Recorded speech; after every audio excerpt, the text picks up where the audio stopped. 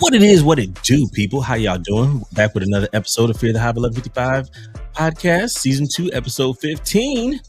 You got Dom, you got JJ, and you got Steven. Welcome to the hilarity. And just want to say what up to our Carolina Storm listeners. What's going on, y'all? What's up, Carolina Storm? What's up, Carolina Storm? Ooh, Dominique coming in hot today. Right. Yo. Whew. All right, so just so y'all know, we were just talking off the air, and the guys were giving me crazy looks because I said that I might be going to Ruth Chris for this thing, right? Because my wife really wants to go to it. It's like, all right, we can go, maybe, possibly. And then I got to thinking, I needed that. I told them how much it was, and they all gave me these funny looks, and I was like, oh, wait a minute, it's just me and the wife. So let me start off with this question. What's the most that you ever paid for a dinner for you and the wife? Let's start there. Like $250. The most? Okay. Yeah. In a sit down? Mm-hmm. Yeah, sit down. I mean, you wouldn't be paying a whole lot for a stand-up dinner, would you? Was it steak? $570. $570? What'd you eat?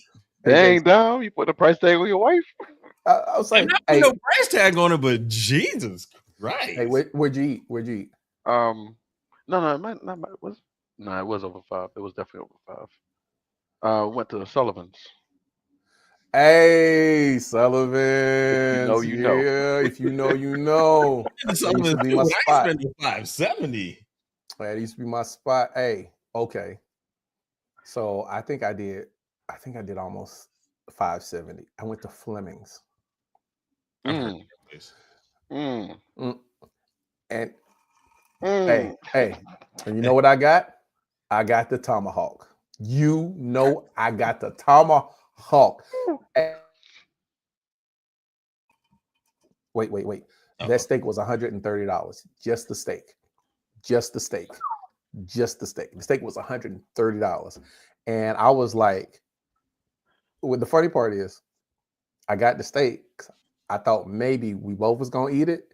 And she was like, no, I won't eat that. I was like, oh. All right. Hey, it's all good. It was like our anniversary, I think it was. So we went, and then she got okay, so my mom put in the chat the Capitol Grill. See, that's for real ballers, right? Because Capitol Grill, when they sit you down, they give you a seat for your purse, bro.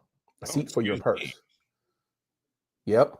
Excuse me. Yep. Matter of fact, the last time I heard of a group, wait for it, of 10 people going to the Capitol Grill, I think the tab was $8,000. Sorry, $8,000. It's a group of 10, maybe 12. No. You know what? No. Hey, I aspire to be there. I was about to say I aspire to be able to do that and not blink. But yeah, hey man, that Fleming's joint, that was. And I mean, granted, the tomahawk was great. Like popping wine bottles. Yes, they were popping bottles. A bottle was popped. Yes, a bottle. I mean, if I said it's Sullivan's, yeah, that's probably you're right. That's a bottle. That's a bottle. That's a bottle. That's a bottle. Yes, a bottle was popped. And wait about that bottle. When you guys finished it, did the waiter come back and be like, "Are you guys having another one?" Yo, I hate that question. Like, yo. Clearly, I ordered a Coca-Cola to begin with to let you know that there's only going to be one bottle. So why are you asking me again? I mean, I appreciate that you think that you know, but no, this Coca-Cola is going to have to suffice for the rest of the night. That's what it's going to be. That's what it's going to be. Yep. Bottle. And then they come back, hey, would you like dessert? You know how much my tab is? We got one dessert because they had one that we both wanted to try, but that was about it because we were going to a dessert spot afterwards. Mm-hmm. But yo, hey, well, I mean during your anniversary dinner, dessert is okay, no problem. But like my wife, she likes this place called 131 Main up the street, not too far from us, and she wants to go there usually. What? Yeah, in Huntersville. Yeah. And you spent Less than $400? Yeah. And she gets dessert, and what she likes there is the I believe is a strawberry cheesecake or something like that. And because it's seasonal, it's only during like the first half of the year. Yeah. They must have went down on prices. Dominique went on a Tuesday when they had the buy one get one half off. That had to be. They had 151 Main. We got a plug. 131 Main. We average maybe like 120, 130 when we go there. Word. Yeah, it's not as bad as you think. I'm gonna have to check it out next time. Next time I'm coming to Charlotte, I'm gonna have to check it out.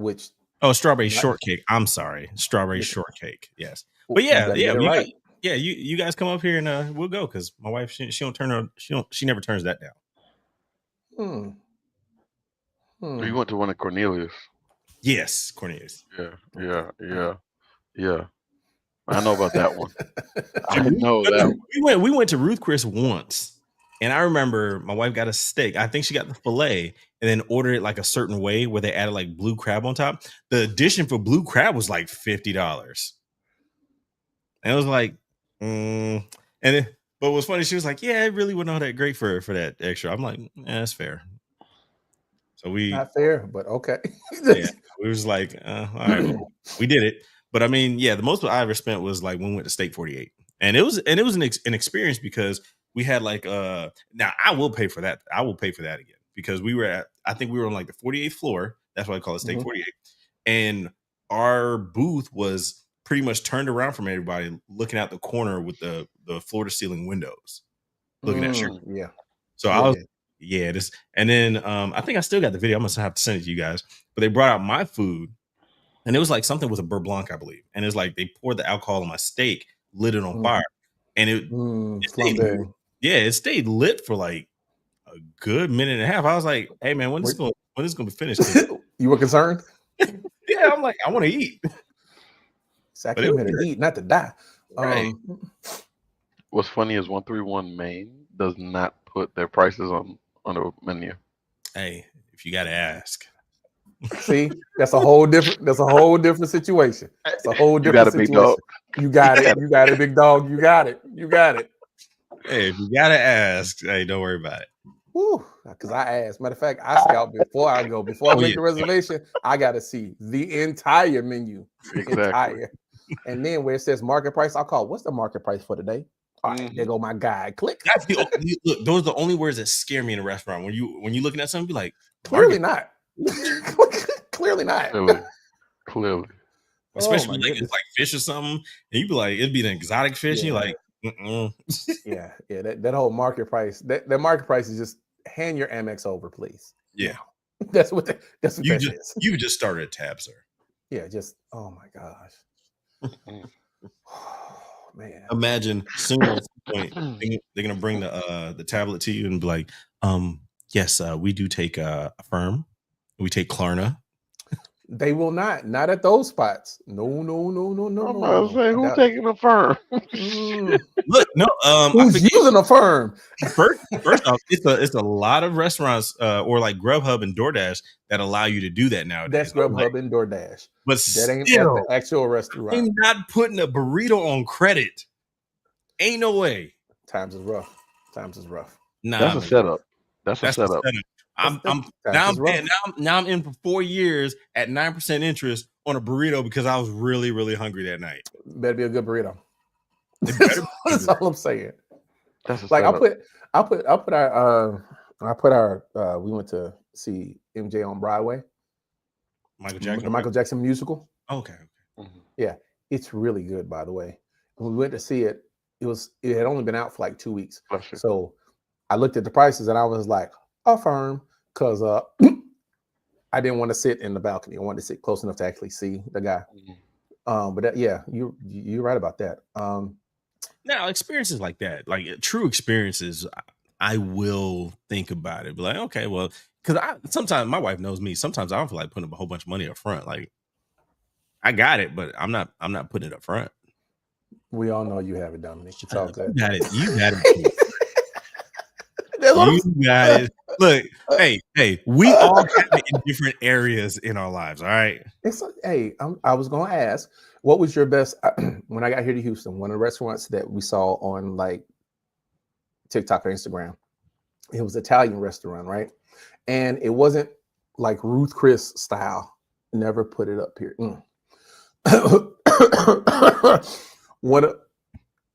It was really, really cool.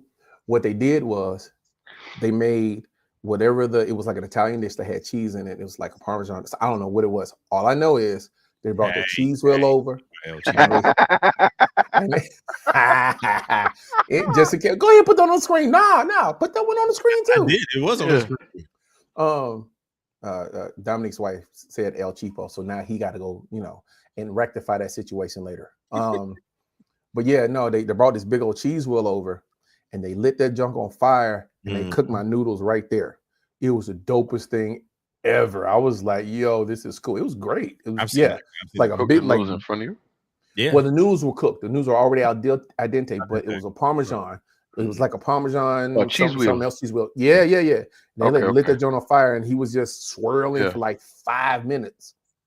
I was like, you're not getting more of a tip because you're swirling, bro. It's going to be the same. You could have did that in the back and just brought it out for real, bro.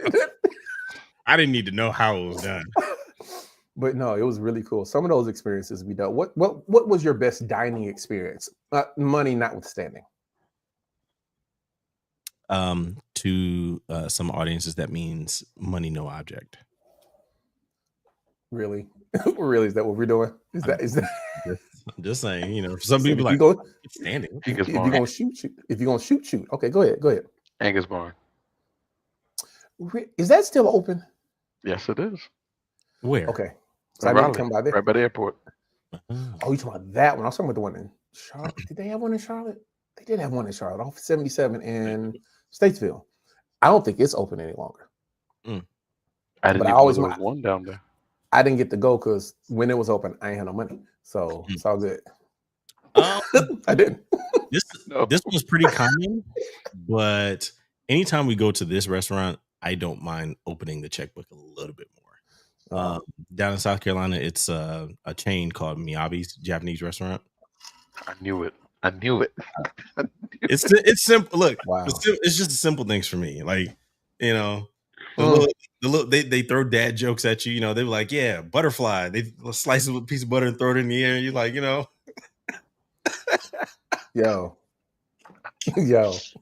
Hold on. Yo.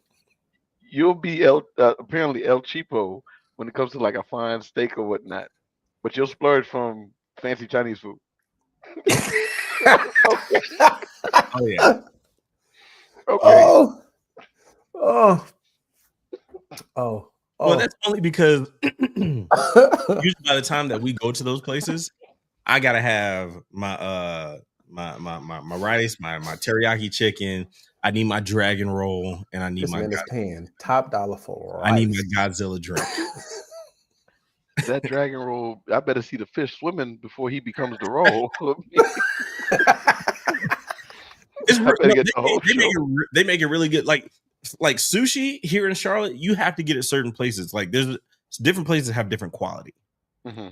And Miyabi is pretty good quality when it comes to those restaurants. Like Mr. Tokyo. Mr. Tokyo is a little bit above average, but you get open.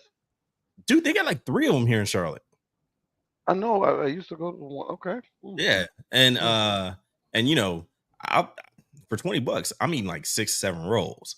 And then like this other place called Sushi Star is top notch, but not a lot of people know about it. They will now. Hey, tell them Dom sent you.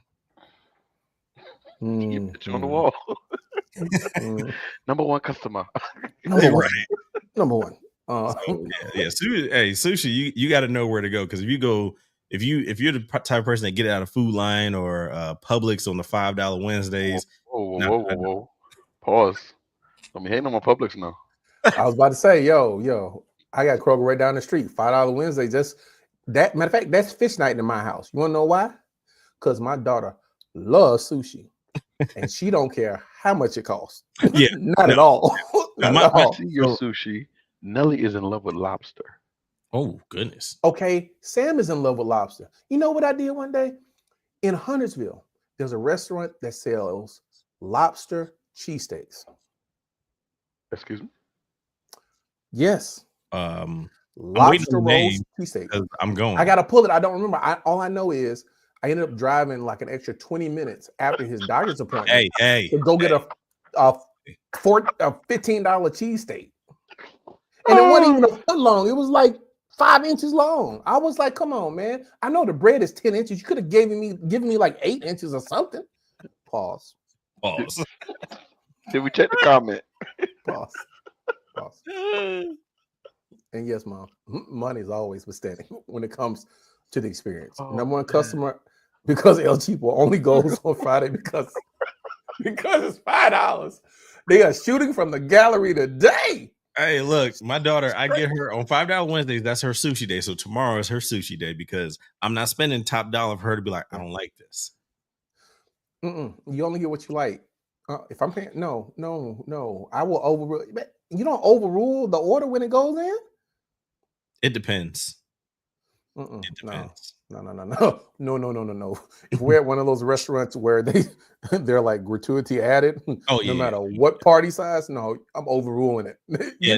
No. Like if we go to Nikado's or something, or Miyabi, and my daughter's like, yeah, Dad, can I get a California roll? I look at the price, I'm like, $9 for no, you can't. And that's what my daughter loves. She loves the California roll, and I'm like, Wednesdays, sweetheart, Wednesdays. I'm on a first name basis with my Kroger guy. He'd be like, how you doing, Mr. Howard? I'm sorry. He called me by name. He calls me by name. I'm sorry. That's how he sounds, man. Don't get mad at me. Two things. One, the fact that you go so often, he knows your name. Right. That's the problem. Really? Every Wednesday. Howard? Every Wednesday. Oh my Lord. So Wednesdays and Saturdays, because I also get it out of Sam's too, because Sam's got the platter, like $20 while we in there. That platter is what's hot in the streets. I brought it home one day. I was like, oh snap, everybody's happy. Y'all can leave me alone. Right. It's got enough for every. Yeah, it's got enough for everybody. It's like 35 pieces in there for $20, man. Yes. Okay. Yeah. So good to know. Yeah. You see, my household is more of a seafood boil type. Not really taking on the sushi. My wife is seafood boil type. My people are seafood. You go to we frequent Red Crab. You have a Red Crab in Charlotte? We have a Red Crab in Charlotte. We have 2 here in Durham. They stay packed. I just do it at the house. No, those Asians they make a good seafood boil, good and they fry chicken. They fry chicken and fish like no other. Yeah. I'm sorry. Would you like to repeat that again? Because it sounded like you said those Asians. Yes, the Asians. Yeah. Okay. Not derogatory. All good. Look, that chicken came out fried to the nines, like Jesus himself fried it. I was like, who do you have back there frying this chicken? Okay. So in fairness, right?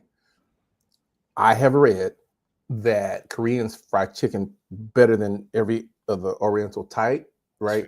Because they learned how to fry chicken from Black people. I think it was right at Vietnam. Like the Black guys were over there and they were stationed. They was like, I want fried chicken. They was like, we don't know how to do it. Notice there was no accent that time. And they told them how to do it. And now, yeah, y'all not getting me caught up. It wanted to come out though. It was on the tip of your tongue. Shut up. Oh my gosh. But yeah. So we're at the 20-minute mark. So the first 20 minutes of our show is brought to you by First Fruits Wellness and Health. Okay. And I say that because First Fruits Health and Wellness has created for me my very own keto diet. I'm full keto. I have not had a piece of bread in like 9 days. It feels like an eternity. I think I'm going to stab someone daily. No, that's good. That's real good. Yeah. But for the people that know me, let me tell you what I have eaten. I've eaten bell peppers, green peppers, onions, collard greens. What else did I have? Mushrooms, spinach, broccoli, and something else. So, Jason, for the peppers and onions part, it's like, dude, all you had to do is come to a Caribbean house. That goes in every dish. Every day. Well, but see, that's the thing. My meal plan has a meal for breakfast, lunch, dinner, and then it has snacks in between, right? And of course they're all keto, and they have the recipes and whatnot, and they have the grocery list. It's really, really cool, right? Like I've had stuff that I would never eat that tasted amazing. So big ups to First Fruits Wellness and Health, or First Fruits Health and Wellness. What's up? Yeah, really good Right. stuff. Sounds So what's like been going on with you guys doing this very, week? very strong bowel movements. Them things you eating there. Stupid. Hey man, for the first time in forever, I'm not fluctuate. Well, I fluctuated because I went to a very, very, very good buffet over the weekend, and I ate way too much. And it was like I had eaten like an hour before, but the buffet was like $20 a person, so I had to eat. But other than that, like I've like 6-7 pounds in like a week, right? And Wow. that's without any exercise, right? And that's with the big buffet. So Now imagine that could be up to 8 to 9 pounds. You just cut out that 2-liter that you just had. hey man, why you snitching, yo? Why you snitching, yo? This is not on the meal. This is not on the meal plan. You snitching. What are you 2-liter doing? classic Coca-Cola you just had in your hand right there. Hey man, Oh my God. there's no evidence of that anywhere. Absolutely. Dang, man. Not the evidence. Water, my friend. I was Drink doing water. good. Doing good. First, yeah. So I'm not gonna cop to that, but yes, First Fruits, Health and Wellness. Right? You can Google them. They're on Facebook and they have like a webpage. It's really cool, and you can get information. Matter of fact, hopefully I can put my meal plan in the comments so you can look at it. It's like really cool. So, but yeah. Pretty cool. So Jason, what have we missed with you over the week? Has it been more 18-hour days or Sadly, yes. yeah. Sadly, yes. We're still going down the same mother-loving road. It's great to be Actually in I had a doctor's appointment yesterday. Not so good news, but we're gonna have good thoughts. Okay. Okay. All right. Hey man, Biggest thing you to gotta touch stay alive. on was I need to reduce my stress. Yeah. Do you take magnesium? If it's in my 1-a-day pill, sure. Yeah. Okay. So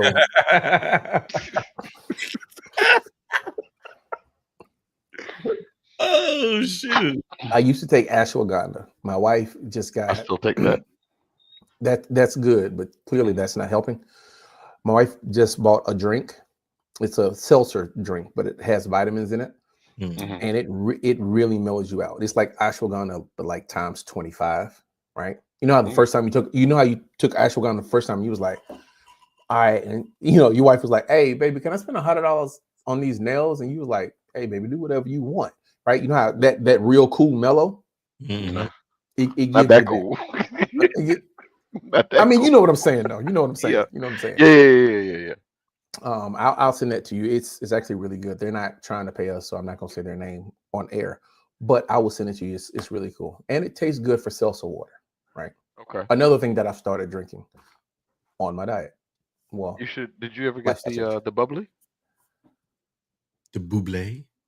Bubbly's okay. It's okay. No. I mean the one that you can make from home.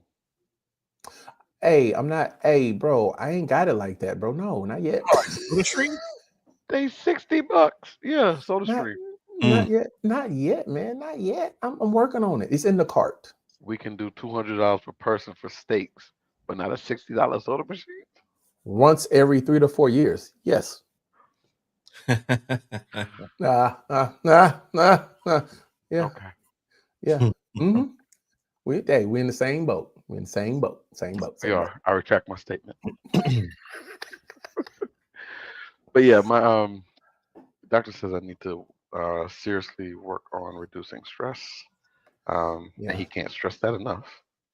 It'll kill you, man. Like no, seriously, like it will. Yeah. It was not a good visit. I'll just leave it as that. Blood pressure was through the roof. They had to take it 6 times. On the 6th time, they actually got a reading that they could read. Oh my God. Hey man. Hey man. I'm working on it. I got a Frontier credit. Don't make me come to Raleigh. Nah, I'm working on it. Yeah, man. I'm working on it. Again, this was just yesterday evening, so do some Tai Chi or something. Got to do something, man. Did I ever tell you my vitiligo story? Wait, as in like the Michael Jackson vitiligo? Okay, so everybody, yes, like Michael I'm glad Jackson. Me and Dom were here. Right. Not that kind of story. God almighty. No, but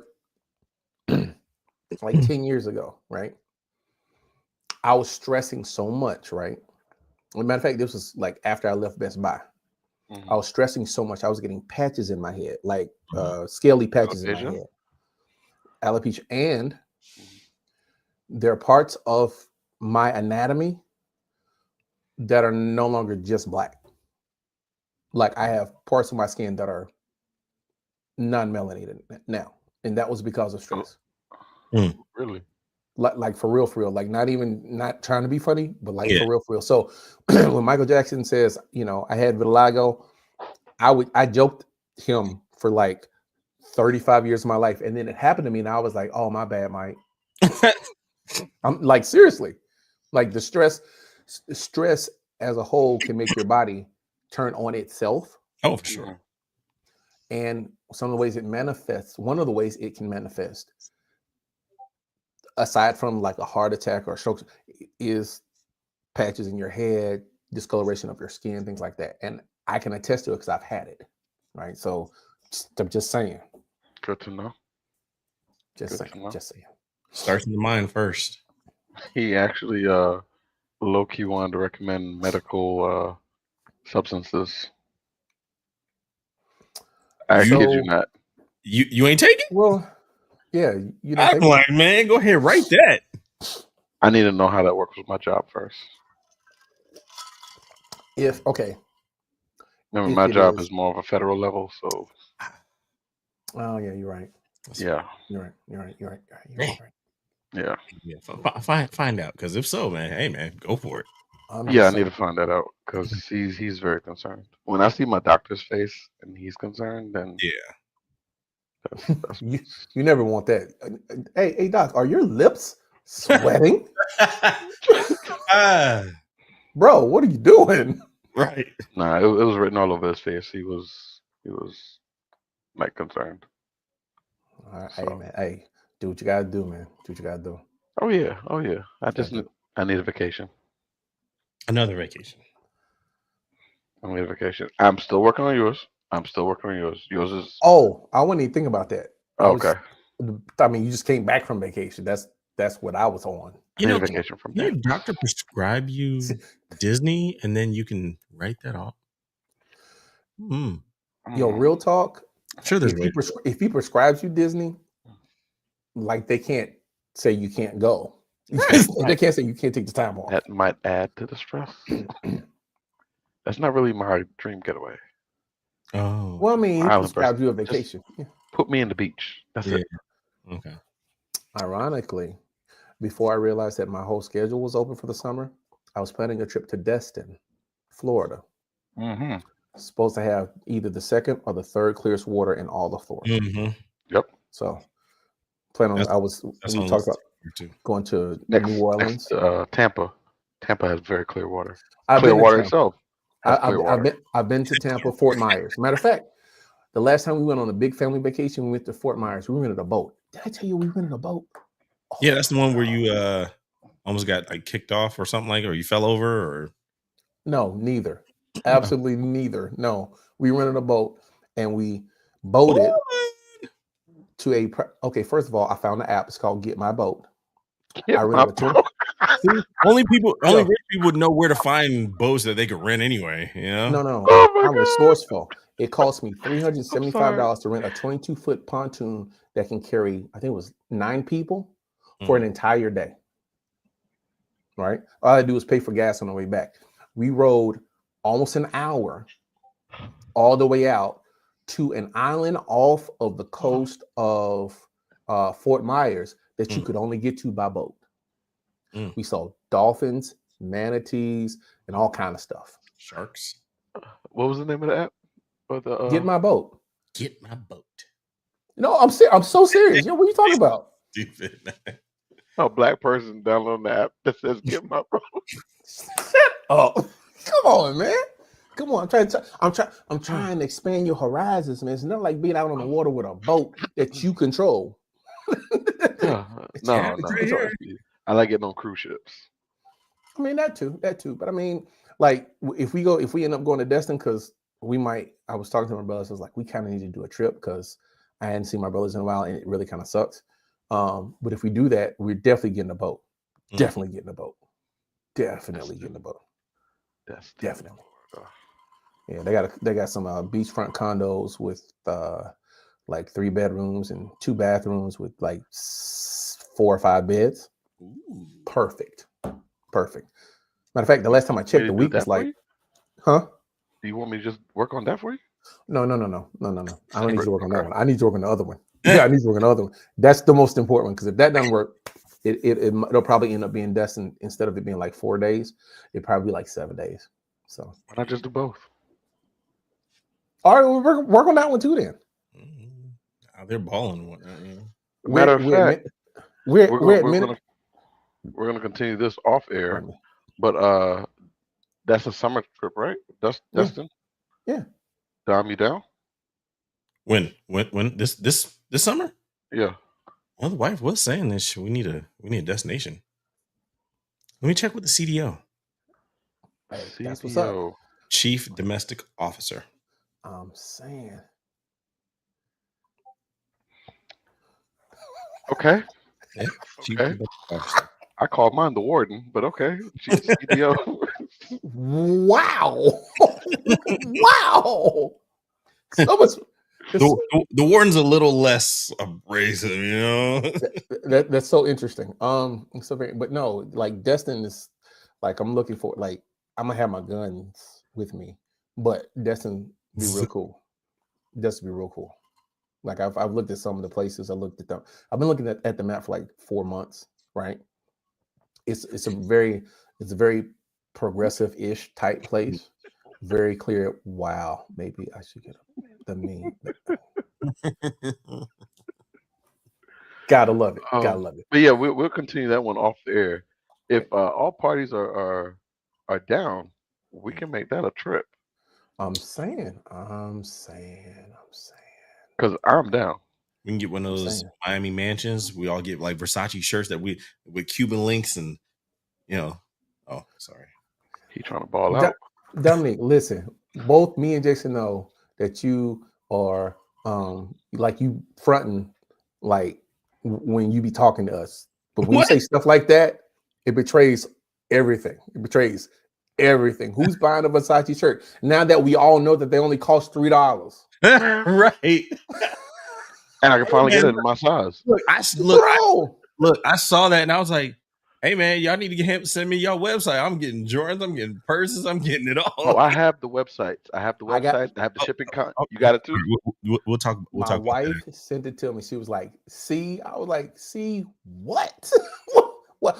Yeah, definitely. I'm working on my container. Yeah, we'll talk about that off air. Okay. Let's pause. We're at minute 34.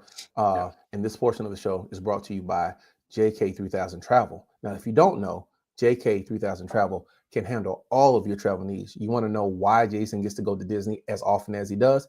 JK Travel takes care of him. Matter of fact, they are looking into my summer vacations right now, and I am excited because hopefully I can go on a cruise and to Destin. If I can do that, that'd be a great summer.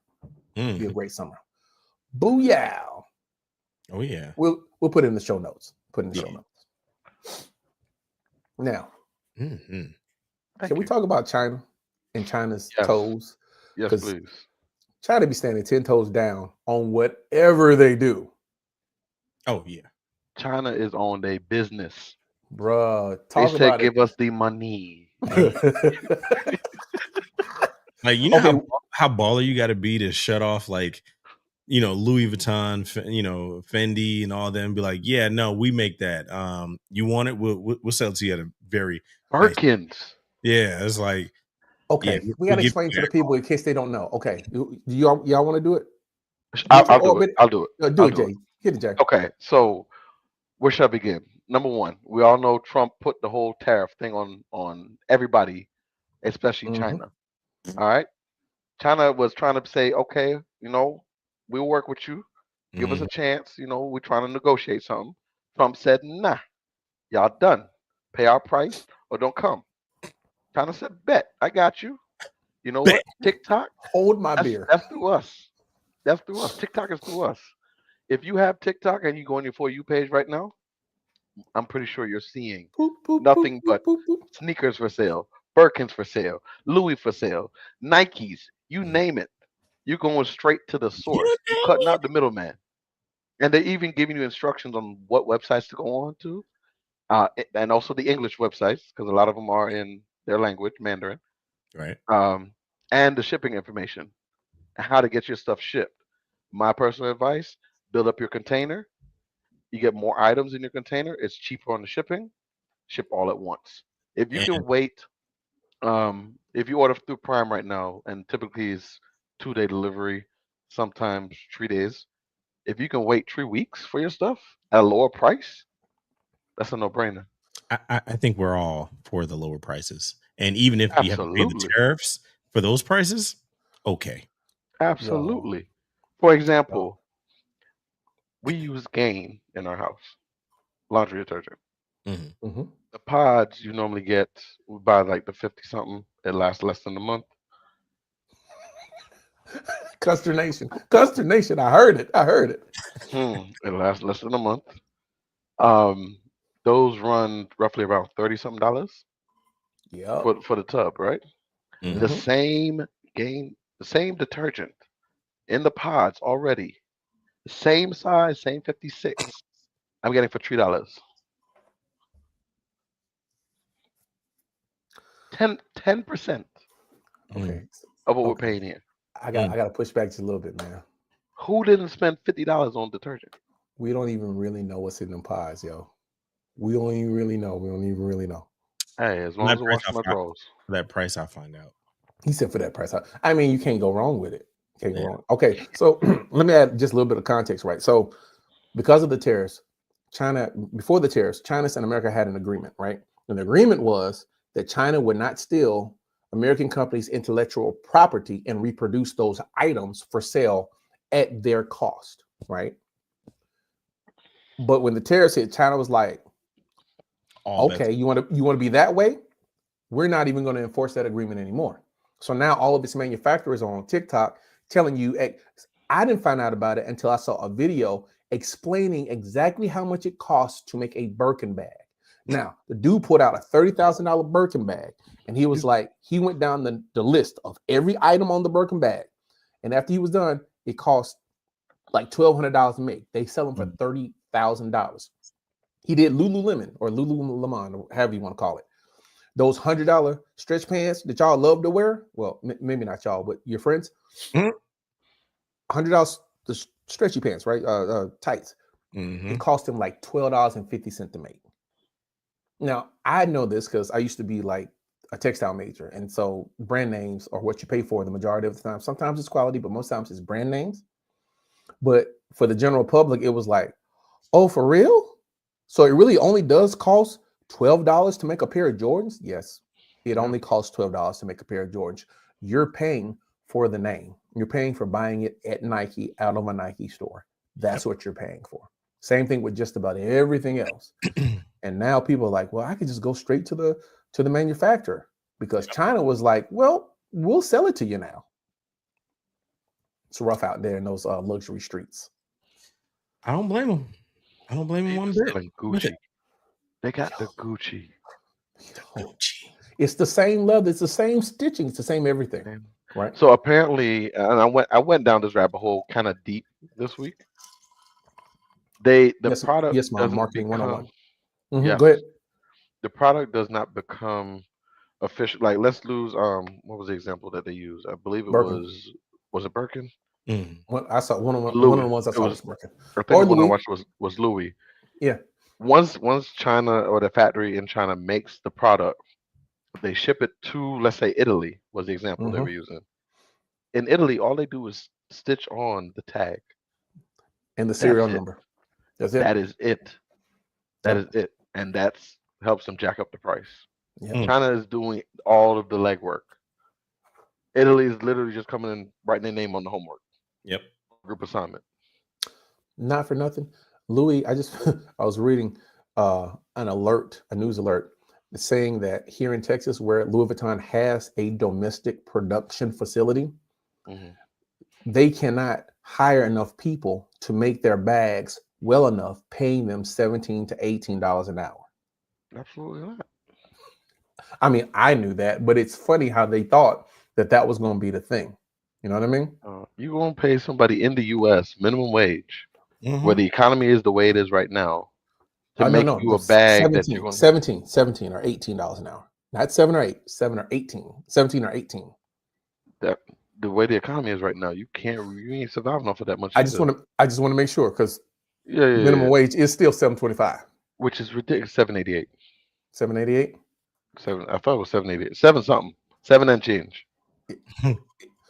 It's the cost of a pack of eggs. You can't even buy a Big Mac #1. I had to tell my children, first of all, we're not going to McDonald's ever again. You want to know why? Because at $10, I'm going to go get an actual hamburger at an actual restaurant. You're actually doing it wrong. You got to use the app. It's a lot cheaper in the app. The hamburgers, McDonald's? Yeah. They've got deals in there where they take 20% off the entire thing. Or if you have enough points, you can just get the item itself. Okay. My original statement amended. I'm not paying $8 for a hamburger from McDonald's when an all-star breakfast is $11.72. Well, $12.72 now because of the 50 cent per egg increase. And depending on which Waffle House you go to and what they feel like charging you that day. Facts. Hey, I never pay that much because I'm charming. You say you're German? Charming. No, I'm Nigerian. Come on. How many times I gotta tell y'all that? And Irish. Wait a minute, were you here? You were here for that, weren't you, Jason? Okay, Yeah. there you go. As long as you know.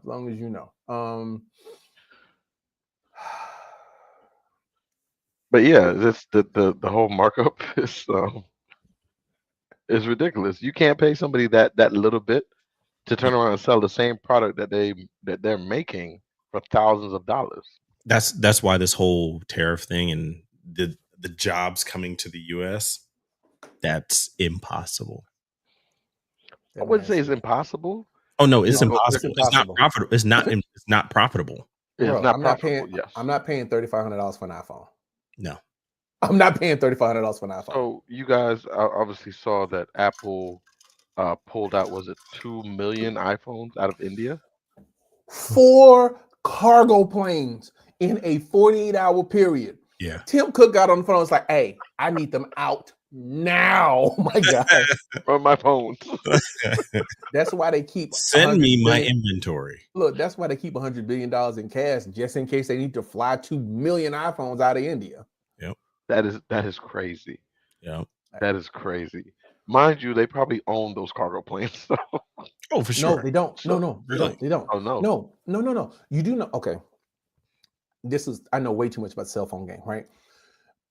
You know when Apple's going to launch a phone, when you look at the reservations for FedEx, UPS, and DHL flights, they buy the season's worth of flights right before their launch. That's how the insiders know. Like they'll call and like straight up. So yeah. I agree, Mama. So right. So when you hear these insiders talking about that new iPhones coming out, it's because they have a contact at like FedEx, and FedEx is like, yeah, we don't have any more shipping. It's because Apple bought it all. Oh, okay. Yeah, that's how they can ensure that you get your iPhone on day one. It's because they bought all the shipping for that day, and that's why your other packages get pushed back. Good to know. Yeah. Good to know. It's serious. Mm. Whew, man. Yeah. It's gonna be an interesting season. Very interesting season. We got 14 minutes. We got about one more thing we can talk about before we let our Carolina Storm audience go. But I would like to say that this last portion of the show is co-sponsored by Nine Dime Media and the Stitchers Company, right? We've got two major companies that are supporting us, and we would like to thank them and shout them out big time on our broadcast tonight. Now, for the last 14 minutes, I need to ask you guys a very, very serious question. How do you practice self-care? I'm not going first. That you can say on the air, man. Come on. I mean, clearly I'm not. If the way the doctor was looking at me yesterday. Oh man. I need to increase my alcohol intake. Right. Do something. But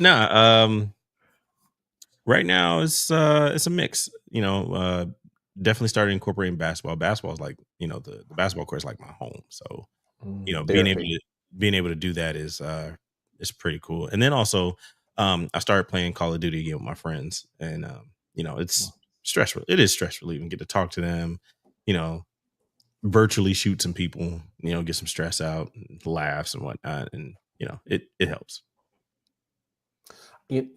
I just bought whatever the one that came out last year was. I just purchased it, and I'm glad that I did. I know.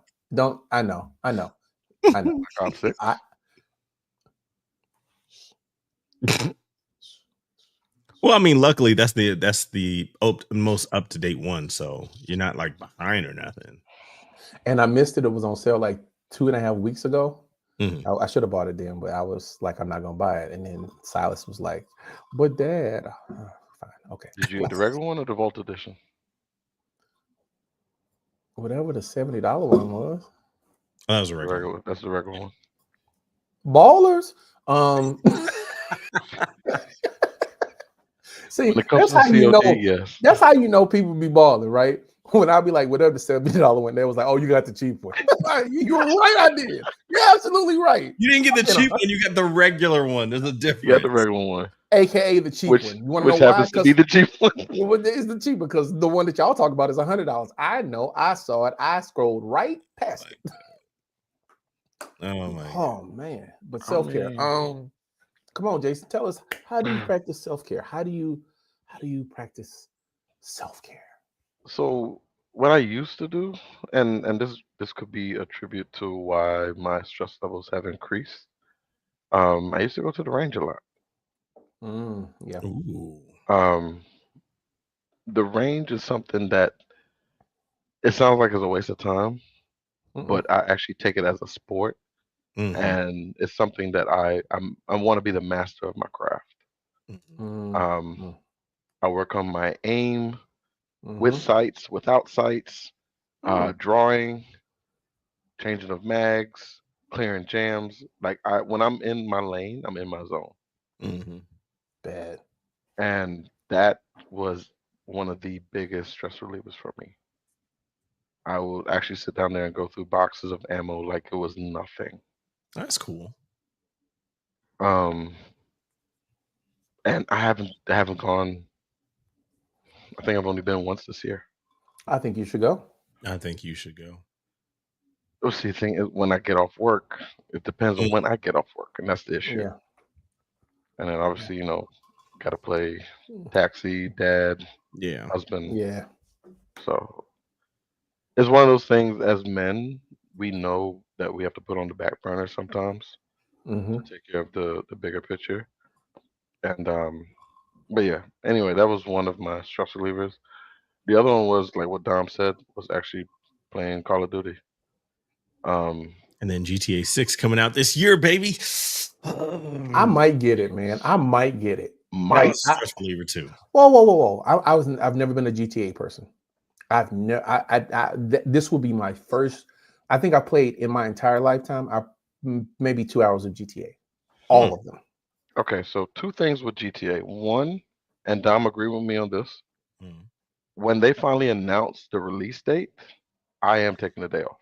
Oh yeah, I understand. I am taking. There's no way I'm going in. I'm taking the day off. I mean, I might take the day off after because it's probably gonna take a whole day to download anyway. Yeah, Let's just be realistic. that's true. Okay, how big is this thing supposed to be? Because man, look, I 270 gigs is the last I saw. oh that's not that bad. I can get rid of a couple games for that. Get rid of a couple games. Okay, we so gotta keep them all. okay, unlike y'all, I got the standard terabyte, which means I can have Call of Duty, not Roblox, what's up, Fortnite, and one other game. That's it. Throw an SSD in there, man. In there or connected. Either or, doesn't matter. Yeah, but the game don't run off the SSD though. Yes, it does. It does. Okay, that's an offline conversation that we're gonna have because I didn't think that was possible. I have 10 terabytes on my main Xbox downstairs. Ooh. Yes, for that, yes. We got him to admit it. I'm winning. One right here in my bedroom has 8 terabytes. See, I'm trying to be like you when I grow up. That's all. When it comes to particular things, yes. Mm-hmm. Yes. Oh, we all know, Jason. We all know. Yes, Rusty Lit. The first step is steps 20K a day.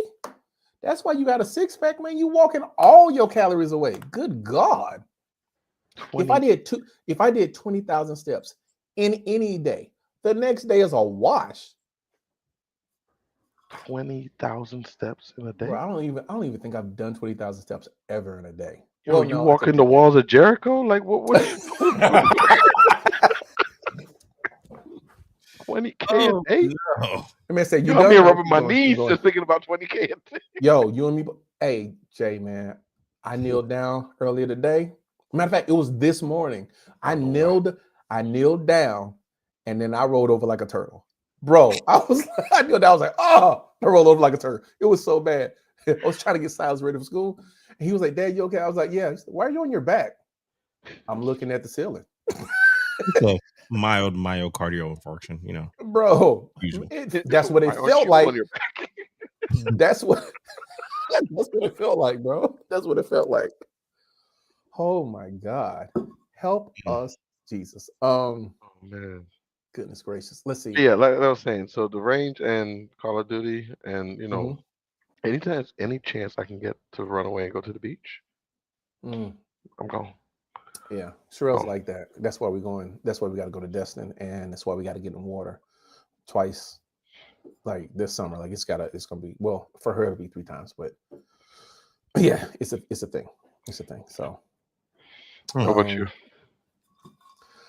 Like I downloaded the new Call of Duty. Right, working on that. I've got a couple of books that I want to read. Like I just bought this book on autism that I want to read. It's not very long. It's like 80 pages. It's pretty good. What's the title? I don't remember. I was at an event and the doctor was there and she was talking real good. And I was like, how much is your book? She said $20. I was like, will you sign it? She was like, yeah, I'll take one. So pretty good. I want to pick up a hobby. Now, I'm going to tell you this. I fully expect for you to laugh. It's called Duradango. Or Duradongo. Okay. It's a Japanese hobby. What you do is Hey, please pronounce that again.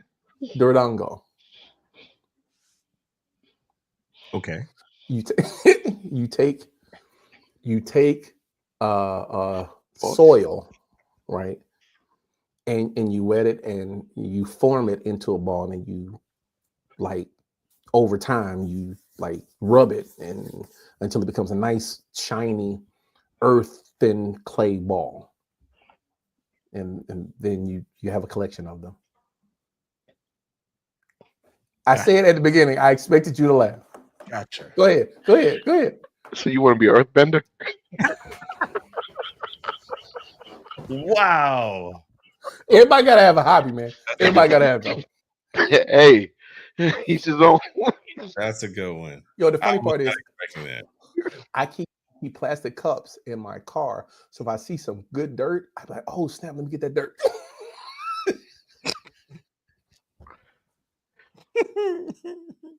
Okay, folks, in the comments, please just go ahead and and tell us, number one, what do you guys do for your stress relief? And if you just happen to see, random dirt beside the road, you be like, "Ooh, that looks good. Ooh, piece of dirt. Ooh, Looks piece some of good dirt." dirt. Some quality dirt here.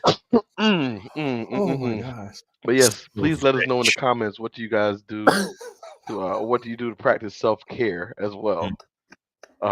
We'd love to know. On that same note, like my dad, he's got guns. My sister, I think she's going to go take the class here soon, and Dope. my brother and his wife and whatnot. So now the entire family is becoming like CHP certified. So it's like, all right, Nice. we all need to spend like maybe a weekend per month and just be like, all right, we're going to the range.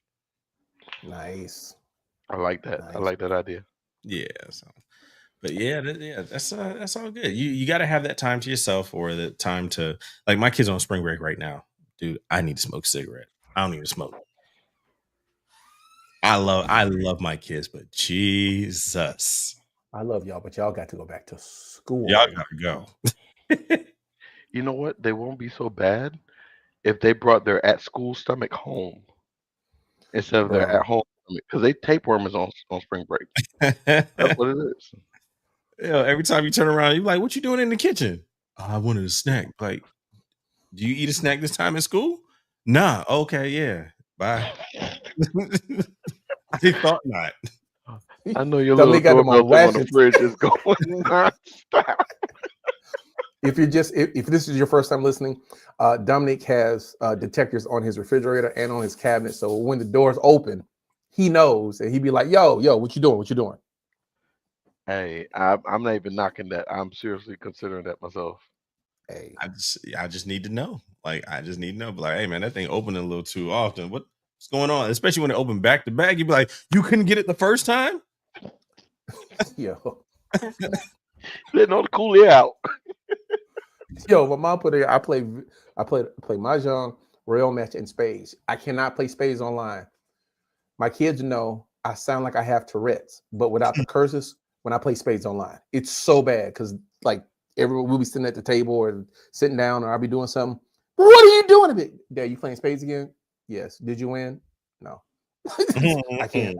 It's not a stress reliever. So yeah, I'm with it, but dang, the Hawks are losing to the Magic. Anyhow, any quick shout outs real quick? We got a minute and a half before we let our Carolina Storm audience go, and then we tackle the big subject of when does something become illegal. Any quick shout outs?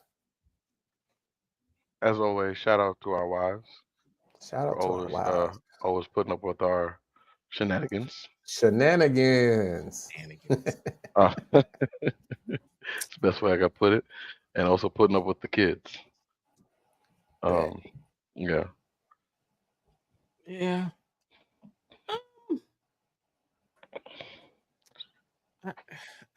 I don't think I have any this week. It's okay. Everything's been kind of even keel. It's okay. I'll save mine until later. We'll end our Carolina Storm audience on Jason's shout out. 2, 1.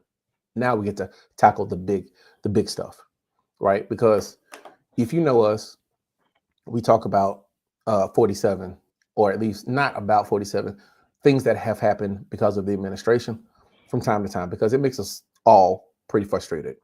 But the question, because I was listening to a critique of a preacher recently who was trying to explain biblical theology as it pertains to authority. And he did a poor job in one area. Like, he exegeted the scripture well, but like the common practical application, poor, right? He went into the whole tell your black sons to obey authority, that way you can keep them alive. And he could have worded it better, right? Exegesis of the scripture, great. Practical application, not so much. But it raises a question, right? When does something become illegal, and when do we have the right to civilly disobey something or authority? Unfortunately, I have to ask the question, is this from a white person's perspective or a black person's perspective? No, well, just in general, like that, because the answer is across the board. The catch-22 is Black people generally have to face the answer to that question in our daily lives more often than our white counterparts, who have to face it, but their outlook is completely different. Right. I don't know. Like, it's never been a line drawn in the sand for you to, be like, oh, okay, this is that point. It's almost been, I don't know, depending on the situation that's in front of you. I mean, that's it's kind of like the whole recession thing. Like for Black people, this is nothing new. We've been surviving for forever. So, you people complaining about it, like, we'll get through it. We'll figure it out. I don't know how, but we'll figure it out.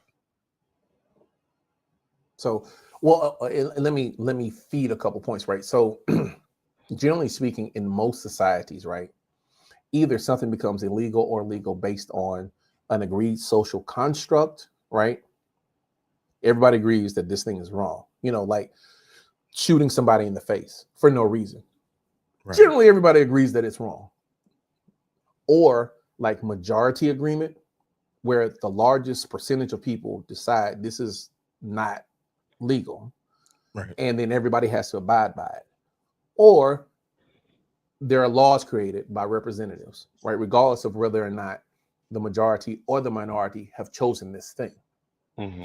But even in any of those situations, the question, I guess the actual real question is, when does it become okay to ignore something that is a law, right, or do something that is illegal? Mm-hmm. That's a very good question. It is. That's a very good question. I guess it depends on the context of which law that you might find or might want to break, I should say. Mm-hmm. That's. I also guess it depends on how it benefits you, or the severity at which it benefits you. That probably determines more so which ones you're okay with breaking versus the ones that you're not. It's very much an interesting question. And I say that from a standpoint of knowing that there are a lot of things that are illegal now that used to be legal, and a lot of things that are legal now that used to be illegal. Like slavery used to be a legal thing. You know what I mean? Like beating your wife used to be a legal thing, right? It wasn't morally acceptable, but the legality of it was there. You know what I mean? Yeah. Selling your children used to be a legal thing to do, right? Particularly your daughters, but used to be a legal thing to do.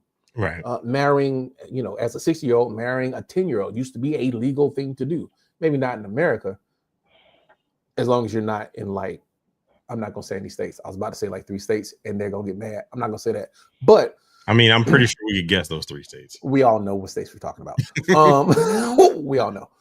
But like, and so when the conversation got started, it made me consider it simply because I know that there are a lot of things that are in flux within our country that's going to make us question how we approach authority. Yes, give unto Caesar what is due and not what is ordered, that what is due, right? But that still belies the question. What is due, right? The conversation that I heard, they were asking, were the people on the Edmund Pettus Bridge wrong for disobeying the law at that time, right?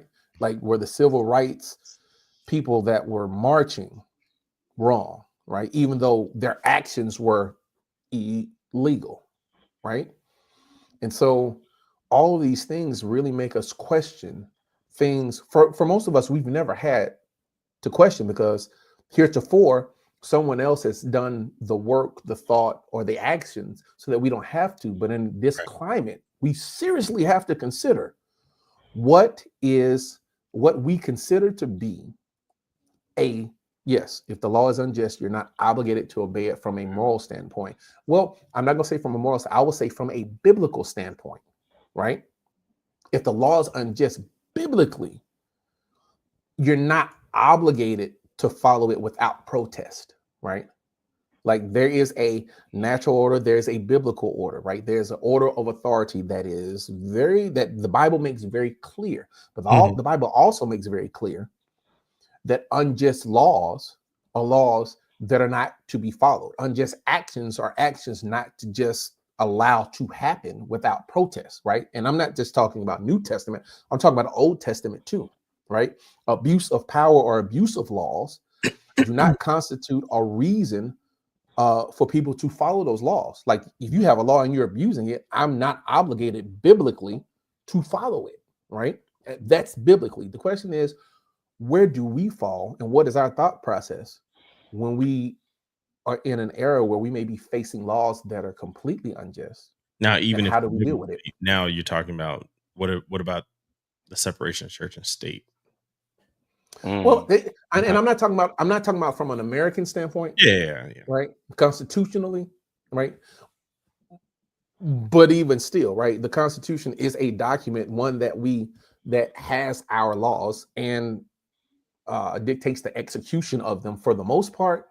But the question is, from our own personal standpoint, like I'm not.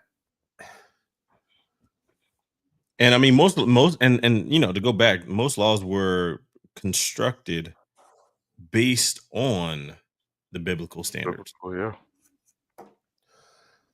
The biblical standards, some would say Hammurabi's code. Like there are a lot of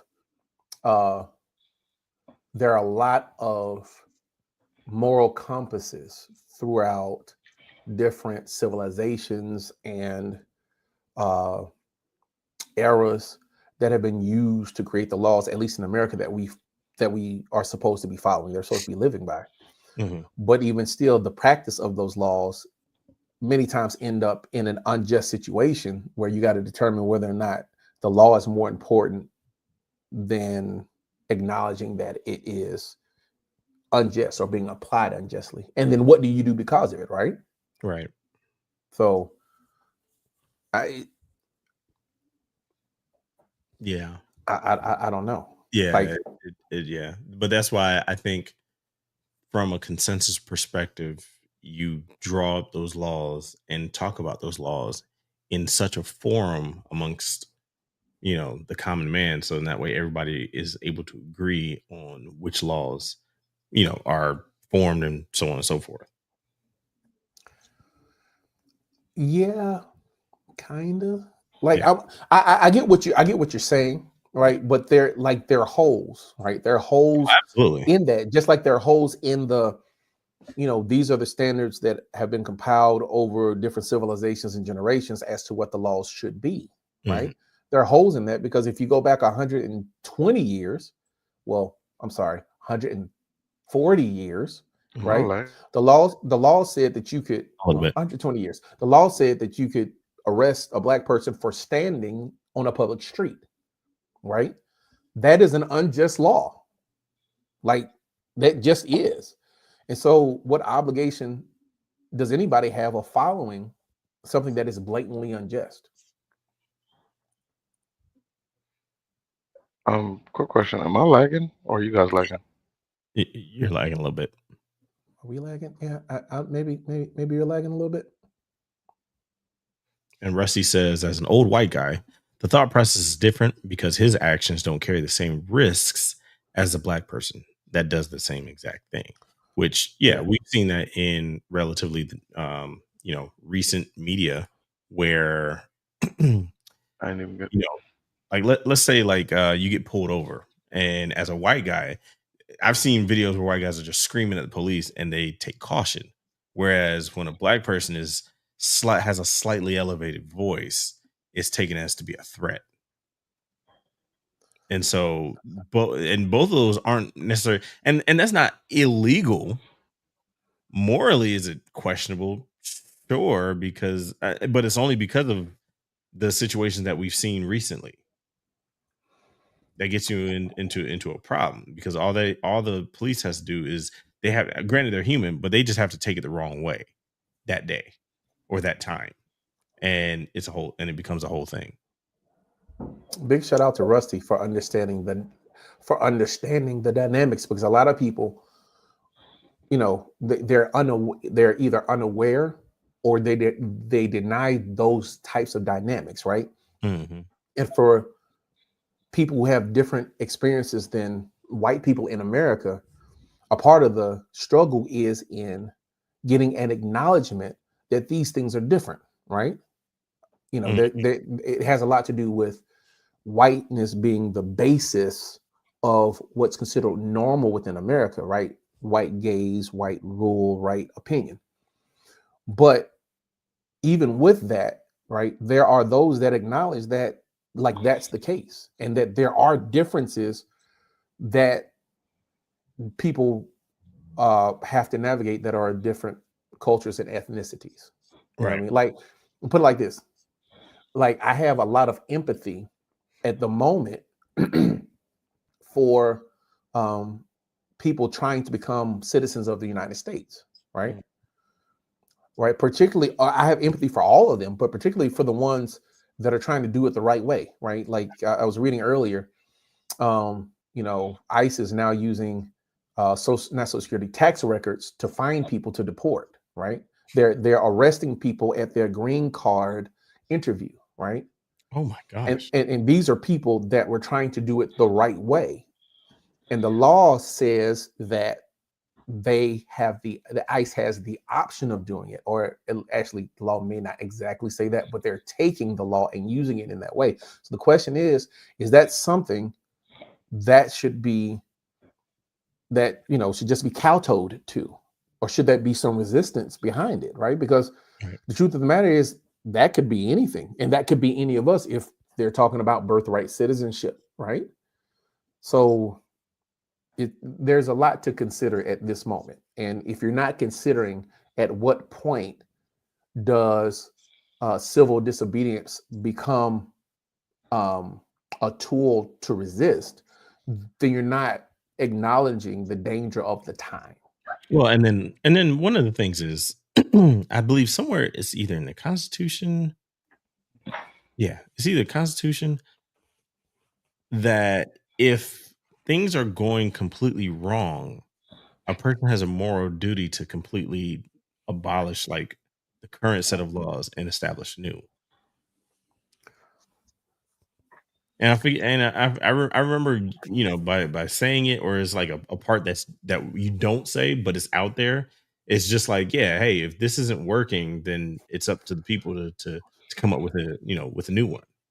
Let me tell you why I'm skittish on that. And yes, that is certainly in the Constitution. It's the reason why we have what's called a constitutional convention that is written within the Constitution itself. And the premise behind that is, if things in America become so unjust that a large enough number of states agree that there needs to be a changing of the laws as a whole, if the states vote, there can be a constitutional convention, and then all laws are on the table to subject to be rewritten, right? The only problem with that is I know that of the 50 states that are in the United States, there are 22 over the last 15 years that have signed on to have a constitutional convention for the sole purposes of changing the laws to benefit the majority population in this country. 17, I believe it's 22 of 50, right? I think they have to get to 35, right? Or 30. I don't remember what the number is. I know they're not close. Well, because the interesting thing about what you just said is that, yeah, the majority, we know what that means. Not necessarily us, or not saying by black people, but like income wise, it's not us really. It's the ones that have the money, which I would almost, and I'm not trying to, what I'm gonna say is probably gonna be totally left, but not like left as in Democrat, but like just left out of, it's just gonna be out there. But like, hey, you gotta just, hey, when you say left, people like, yeah, it's Democrat. Oh, right. I knew it. Yeah, exactly. But you know, honestly, I would almost go as far to say that if you bring in, or you have a net worth above, I don't know, a few million, not a lot of this applies to you. That's what they want you to believe, though. That's the thing. Right? Well, no. I mean, like, no, not that doesn't apply to you as in you're above it. It's like you've won at this game. Like, yeah, it doesn't affect you in the same way. This is Yeah. our problems, not your Yeah. problems. You don't Yeah. have. It's almost like you really don't have a say in this because you're good. Like, whatever happens is not really affecting you. Well, I mean, okay, racism. Okay, since we're here, right? Racism is a tool of the wealthy in America. It has always been a tool of the wealthy to perpetuate an American style version of a caste system, right? It always has been, right? When you look at the beginning of slavery, the wedge that was driven in between poor white people and slaves was to make sure that they did not come together against the wealthy. That was it. You make poor white people middle management, the guys with the whips that oversee the slaves in the field, and all of them are making money for the master, the wealthy person in the master's house, right? Civil disobedience has always been dangerous to the ones obeying. Black people have always known that, which is why the civil rights movements in the 60s was such an important movement. Yes. And to that, which is why the work that was done in the 60s has granted us so many benefits now, and which is why we have to pick up the mantle and continue to fight in this fight. Oh, yeah. When the current administration was, I'm reading comments now. The first one was from Marion Howard, my mom. Rusty Lid said, when the current administration has openly said that they are considering sending U.S. citizens to foreign prisons, a big red line has been crossed. Absolutely. Rusty, put that on the screen. Rusty, thank you so much. Absolutely. For that acknowledgement of how absolutely damning that line of thought and those statements coming from the president and the press secretary are. For those of you that don't know, over the last 48 hours, the question has been asked and answered that the administration is indeed considering transporting U.S. citizens to foreign prisons, right? They can't be deported because deportation is what you do to someone who's not a citizen. But they are trying to figure out a way to send American citizens to foreign prisons. Matter of fact, I was listening to Preet Bharara's podcast about an hour before we got started. And what he was saying was that the case with the father from Maryland, right? Who was here legally, that got sent to El Salvador, who is in a El Salvador Ultramax prison, the worst prison in the world. Yeah. He's there and he ain't coming back because the administration said that we can't bring him back, even though a judge ordered the administration to bring him back, is the test case for it all. Because the judge can't order him back into America. That means that the administration no longer has to follow the direction of judges, which means that there are no longer checks and balances at all. And what that does mean is, if much like these student visas that are being revoked, if the administration considers you a threat to national security, whatever that means, they can arrest you and send you to a prison outside of the country with no obligation of returning you. Which is interesting because that's, they're setting a precedence. And essentially what this precedence means, if you become so much of a problem to the current administration, they'll be like, oh yeah, we're going to deport you. They're withholding $2 billion worth of medical funding from Harvard right now. Yeah. Just because Harvard get rid of their DEI program. Because not just that, because they would not agree, because Harvard already said they were going to get rid of their DEI stuff, because they would not agree to the administration's demand on how they run their campus, what they do with protest, and who they hire. And this is Harvard, like this almost the Ivy League. Harvard has a $50 billion endowment. If any school is untouchable, Harvard is, but it's being touched. Yeah. That's crazy. That is beyond crazy. Like he said earlier today, he alluded to the fact that we needed to send people with mental illnesses out of the country to a foreign prison. And 3 days ago, when he was talking with the president of El Salvador, he mentioned that they need to build more prisons because there are more people coming. Consequently, this might be the last time we talk about this on the internet. Because I'm not going to El Salvador. I'm not going to El Salvador. But and my last name Martinez. so, Which, by the way, I mentioned to my wife this afternoon. I'm actually going to get a copy of my citizenship papers and keep in my glove box with me please do. because I don't know why, but for some reason lately I've been just unsettled. Listen with to everything it. going on.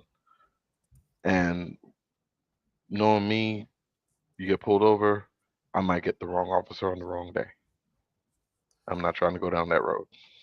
It's the reason why I got my kids real IDs. That's Even the though I have exact that. reason. Even No, though I but have I'm just that. saying, like, Yeah. I'm not so much worried about. Well, actually, I kind of am because now they're deporting people without due process. They're not even truly investigating whether or not you're a citizen, right? Right. But under the premise that they are investigating whether or not you're a citizen, if you can say, I have this real ID, which you can only get when you've given such and such papers, right? In Texas, you social security number, social security card, U.S. birth certificate, light bill, and school registration, which in Texas you can't get unless you like. It's a whole thing. But they got real IDs and they know their real ID number. So in the event that there's any, any situation, they can give them that. Right? It'll keep them from being deported, but it won't keep them from being detained if that is something that will happen. And I had to set them down and tell them, if you get detained, right? If you're out and about, like I tell Sam this because he went to the rodeo. I tell Cindy this when she goes to a friend's house or whatever. If you get detained, it's going to take me 24 to 48 hours to get to you, but I'll get to you, right? But that's under the premise that they won't be deported because it can be verified that they're citizens. See what I mean? Like 28 we had to 40 hours. Yes. Yeah, you can be detained. You can be detained for that long. Bro. Oh, okay. I got you. Bro, I've read so many stories of people who weren't even given their first phone call until 24 hours. Yeah, I'm like white people. Like people that were working here as on valid work visas, right? People that were at the office and they were there renewing their visa, right? Students that had their visa revoked. Like you don't get your first phone call within the first 24 hours. Yep. Right. But we had to, much like you had to sit your children down and have that black conversation. You're black. So when you start talking with police, do whatever they're asking you to do so that I can come and get you. Yep. Had to give them that. We're in Texas. You hanging out with, my kids like diverse groups of friends, right? And if you get detained, just know it's going to take me a day, maybe two, but I will get you out. I've done all the legwork pre, right? Agree. But that's where we are. And so, you just got to be, yes. Thank you, Jason, for getting your papers to keep on you. Right. Because I got one get out of jail free card. I have one. And if I got to use it, I'll use it. My whole thing is if push comes to shove and you got to deport me, at least send me back to my country. But see, that's the thing. There are 4 countries where you can send them to, even if you don't come from that country. And even if you don't want to drop me off at home in Trinidad, drop me off in Venezuela. At least I can see the land. Ironically, that's one of the countries. But but once you've been deported, even after they find that they shouldn't have deported you, they won't bring you back. You're just there. You're just stuck. In Trinidad? Where no. Oh, no. There are people. No, there are people in a hotel in Venezuela right now. 10, 15 people that got deported. Shouldn't have been deported, but the United States is not bringing them back. And the Venezuelan, the government is not letting them like roam. You can't just be out because you're not a citizen. You're not on a green card. You're stuck in a detention facility that just happens to be a hotel. Okay. Yeah. It's great. Yeah, that those are things that they don't want these people who they're not bringing back to talk about, because if people knew what was happening, more people would be outraged when he says that we were considering deporting citizens. So there's that. That's crazy. That's crazy. And yes, Rusty, actions show the real motives behind this. Unfortunately, It almost makes you question: are you that threatened? it makes me want real Republicans back. You know what I mean? Yeah, Like real Republicans. It makes George W. Bush look like a saint. A saint. Thank you. Make that man look like a saint. Like, yeah, we need Bush back. Oh, I mean, I can't tell you how much I wish Jeb Bush would have been the president, knowing what I know now. You know what I mean? Like, I wish he had won that debate, knocking Trump off the debate, knocking him out of the race, and he would have won. It'd have been 8 years worth of crap, but it wouldn't be this. It would not be this. At this point, yeah, it's like I'll take any of the other possible candidates that's ever come up in the last 20 years. Like, sheesh. Fact. Make you look at what's her face, Hillary, and be like, you know what? She probably wouldn't have been that bad. What are a few email servers? At least they were secure. They weren't getting talked out during Signal. Bad. She looks like a griot, like a prophet. She said it was going to happen. It's happening. Right. Like her or not, she told you. She told you. At least her email servers were secure. That's my issue. From an IT perspective, I can't forgive that. Like, national secrets, national war plans are going out during Signal messages. Wait, you're using Google with no encryption? Hey. Gosh. Hey, you want to hear something that will make you mad? This past week, Doge employees had access to the IRS and to the God level access to many of these systems. They would not tell us what system, but a system was found to have had a login attempt using correct login information from a Russian IP address. Of course. Like, honestly, so this is like, you could stand up. They have a project on this. Like, if you're an IT person, this is like one of the first projects like in cloud security that they want you to do. Essentially, you stand up a server with no firewall, no nothing, and you wait to see how fast you get attacks, and it's like almost instantly. That's how fast it happens. That's how fast. You don't even know it. Yeah, you don't even realize it. You don't realize. You're just waiting. It's amazing. It's absolutely amazing. I saw that and I was just like, whoa. It for those people that love America, right? For those of us that only know America as their homeland, this is heartbreaking. Like, it's completely heartbreaking. But then again, when has America not been hard? Like, there were a couple years, like in the 90s, where, aside from the crime bill, if you weren't doing any crime, America was like, not that bad. Yeah. Right. And then it all went downhill. Can we smile before we go? Can I ask you this? What are you watching? Oh, so the new Black Mirror is out. How is it? I haven't watched it yet. I'm watching it tonight. So that's high on my list. Are you gonna binge it, or are you just gonna watch one episode? Well, so Black Mirror, you don't necessarily have to watch all of them. It's because it's not like a series. They're all anthologies, so they're all their own contained stories. Some episodes kind of bleed over to each other. So I hear the first one is really, really good. So it's the ones that are really talked about that I really watch, and then I'll get to the other ones as I get to them. I've heard the same. What about you, Jason? I mean, I know you've been working 18-hour days, but when you have time, what have you been watching? So I actually last night? I just finished up Family Plan with Mark Wahlberg. Oh, how was that? It was actually pretty good. Really? Is it like a comedy? A little bit, yes. Okay. Yes. It's like action comedy. Okay. It was really good. It was really good. I do like Mark Wahlberg. And then I actually started number one call sheet. Don't it make you feel good, man? Yeah. Don't it make, like it's Yeah. one of those things where you watch it and you go, now did you watch the men's or the women's? Are you in the men's or the women's? Men. I'm gonna tell you this. As good as the male version is, the woman version, I can almost say that it's better. Like you feel like the struggle and the triumph so much more.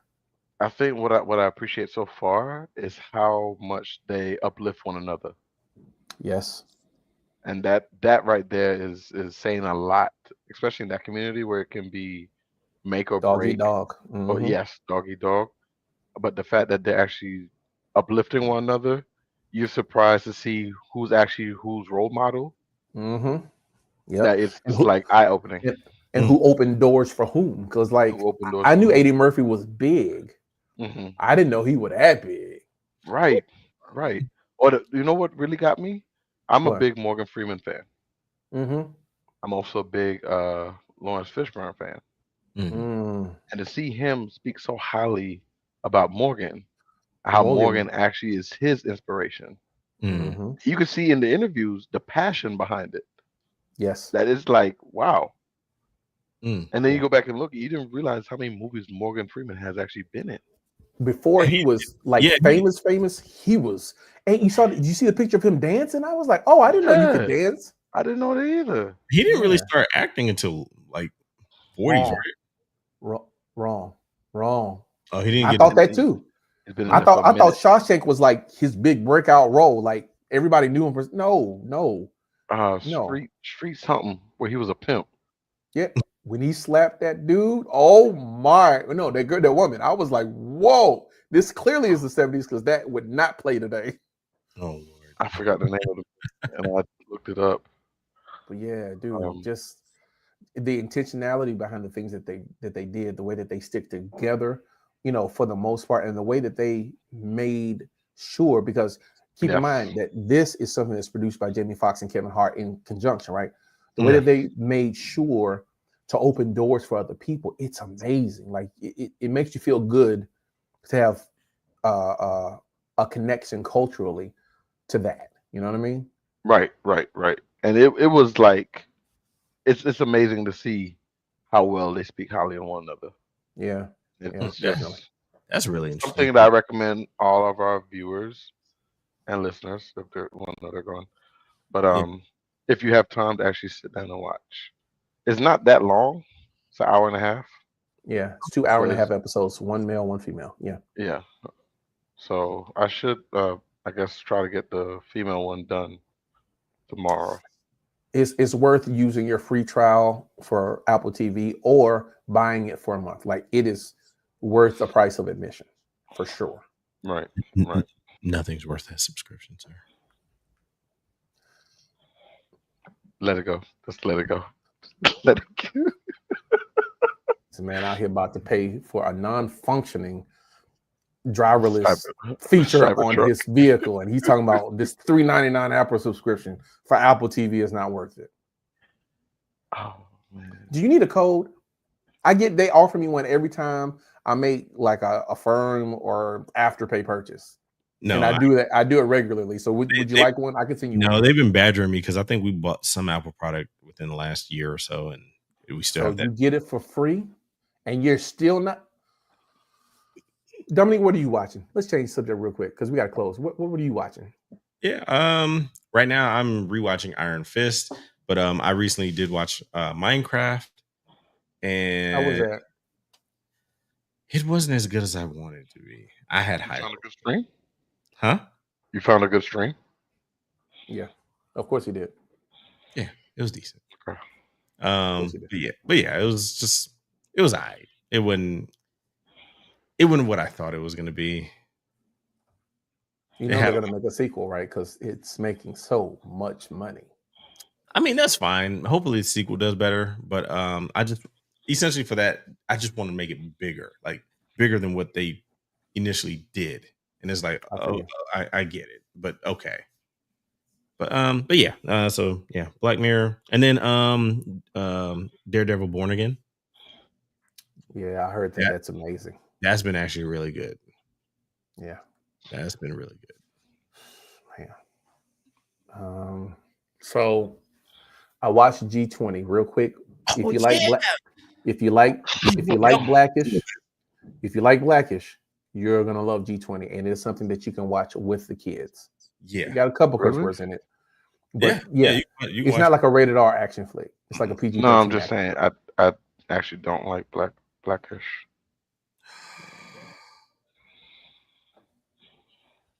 I mean, Listening, we don't judge. I don't know. That was it's Dominique. It's okay. Everybody, it's my wife doesn't watch Blackish. Oh, see, there we go. Yeah. See, there we go.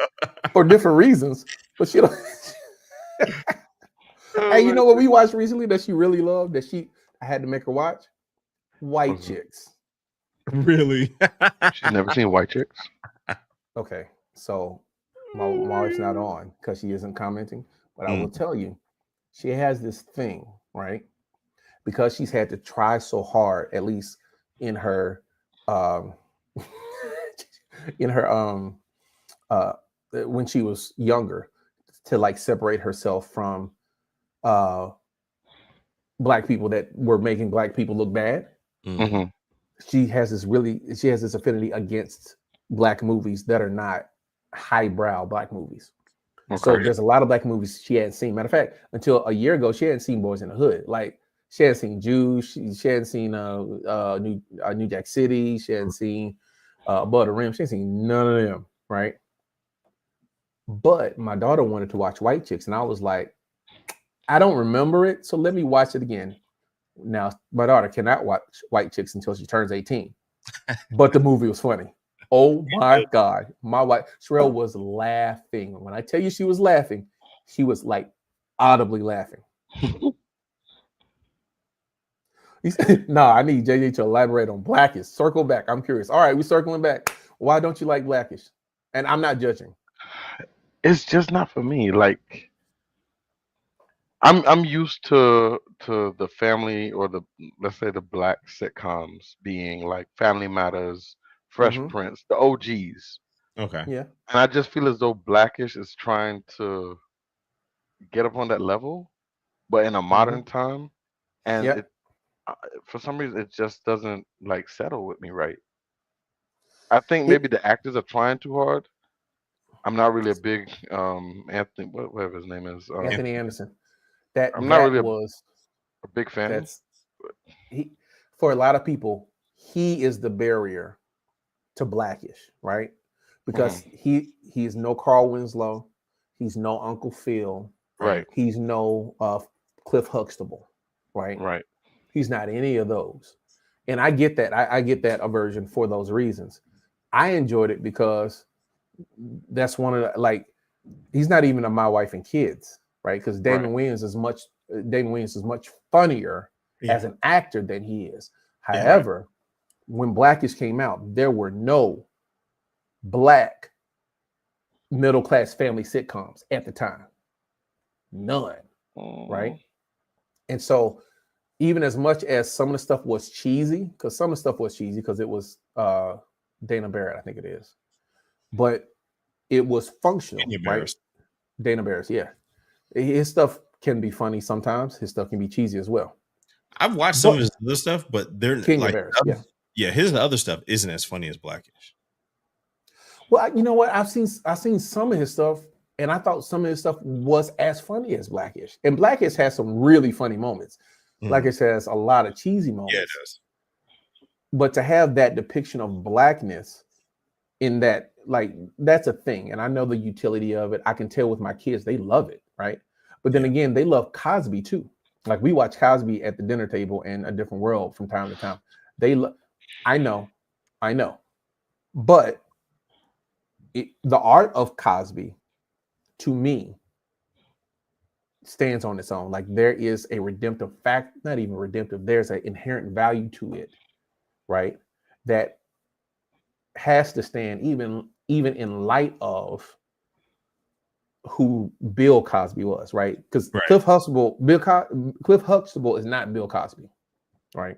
No, right. R. Kelly is R. Kelly, whether he's on TV or whether he's singing. but Cliff Huxtable is not Bill Cosby. Right. Okay. Oh man. So, but Have yeah. you guys ever seen Bill Cosby as himself? The stand-up? Stand up. Yeah. Yo, if you look at it now, you'd be like, Yo. he was the 60s and 70s Puffy. Yeah. Yes. Yeah. The definition of another Quaalude, you love me in the morning. Not a Quaalude. Ooh, boy, you dating yourself there. Those that know. Yo, he talks about it in his stand-up special. He does. Like one of his earliest when he talks about it, because it was something that was openly done, because that's the way that the industry was. That's the way that the culture was at that time in Hollywood. And he took advantage. He was an educator. He was but you see behind them doors, he was a monster. monster. A totally different side of Bill Cosby if you watch. And it ain't like he's small either. He like 6'3", 240 pounds. Yeah. Yeah, no. But the Cosby Show, I never defend Bill Cosby, but I don't throw away the Cosby Show. Can't do it. Yeah, no, like the Cosby Show itself is just it's powerful on its own. Like, come on now, you can't. That's a good one. For sure. I'm not going to say what I want to say because I'm going to get judged. Because no, say what you want to say. It's okay. I know everybody don't rock with him. No, not the. I actually, honestly, didn't really watch the Cosby Show that much at all. Oh, really? Oh. The one that I'm probably gonna get judged on is I've never really watched A Different World. It's okay. That wasn't for everybody. Piece. And that was and that was like it was a time period piece. Like you had to be of a certain age to really, you know what I mean? Yeah. It's kind of like Grownish, right? Mm-hmm. Yeah. I can't watch Grownish because I can't identify with that at all. Right. Even though it's, different demographic. If I was 20, I'd probably watch it, right? Mm-hmm. If I was between the ages of 12 and 20, I would watch it. But I can't. I mean, it's more for the younger ones, but I mean, I identify with some of the stuff that was going on because it's like, okay, all right. Well, I mean, Grownish and Blackish did what the Cosby Show in A Different World did, right? They showed the progression of children from teenagers to graduating college, right? And the life circumstances behind it, which is why it was so insanely popular, right?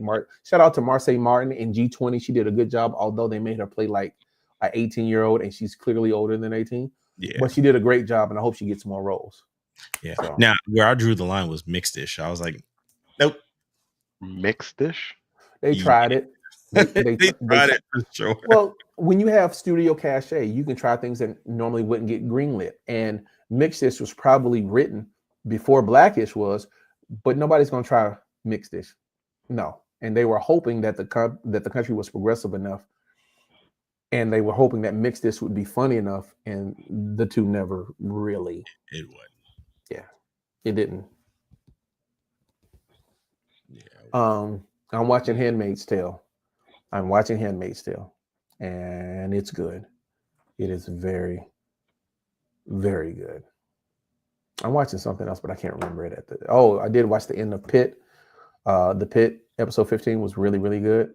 They've already renewed it for a second season. I'm very excited about that. And last but not least, I really would like to go see Sinners in either Dallas or New Orleans. Ooh. It was shot in New Orleans, and there's a theater that it will be shown on 70 millimeter film in New Orleans. That's crazy.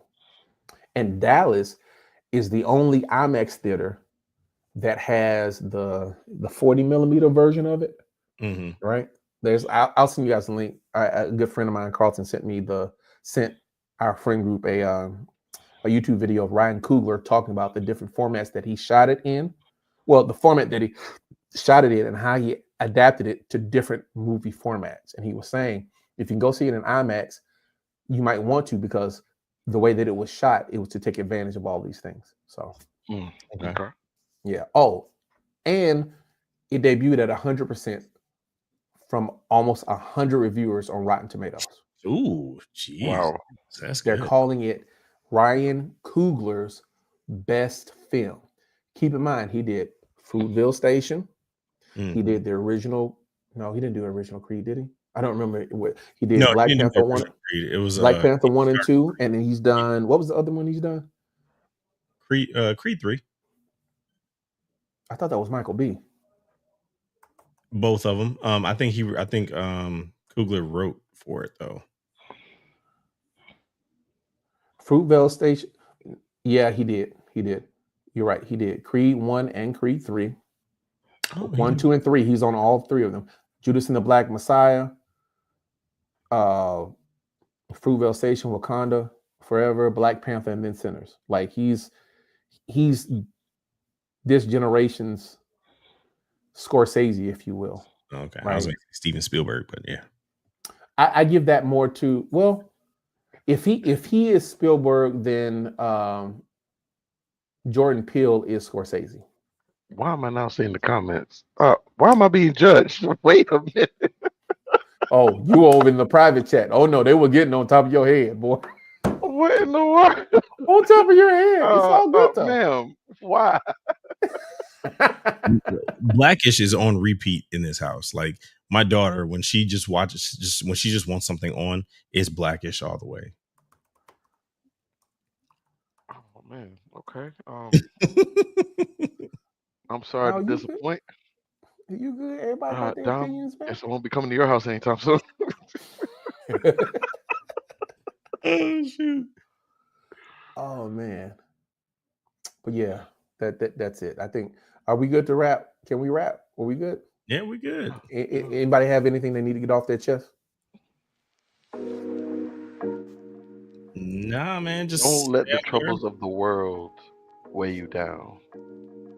Sometimes you just need to sit back and let it go. Let it ride. Put it out there in the atmosphere. See what happens. And you did not take that prescription? Right. Okay. No, I did not. I'm trying. You know what? I'm trying to take a step back. Bro, if a doctor says I will give you a prescription for you to roll up and what, man? I gotta pass? I'm just saying it sounded like you took that subscription. That's what it's prescription. That sounds like. I need to get with my manager and find out if that's. Yeah, I got to keep the money coming. Oh yeah, certainly. Right. Yes, Mama, I will. I will definitely work on the stress level.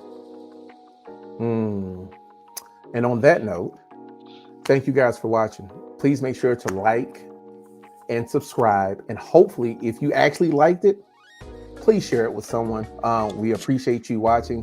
We want to thank our Carolina Storm audience for being here with us. We want to thank our sponsors, JK3000 Travel, 9 Dime Media, the Stetchers Group, and First Fruits Health and Wellness. And we will see you guys next week. God bless. Peace.